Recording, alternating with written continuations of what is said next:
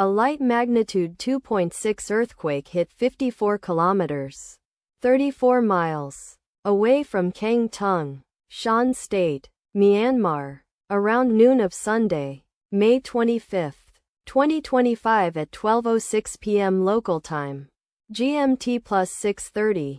The depth of the quake could not be determined, but is assumed to be shallow. The quake was not felt, or at least not reported so. First to report, Raspberry shake after 10 minutes. The earthquake occurred 19 hours after a magnitude 3.0 earthquake had hit on Saturday, May 24, 2025, at 4:55 p.m. GMT plus 6:30 local time, in 16 kilometers, 10 miles, distance to the southwest. Data source from Volcano Discovery. Did you feel it? Let us pray. May God protect everyone. Amen.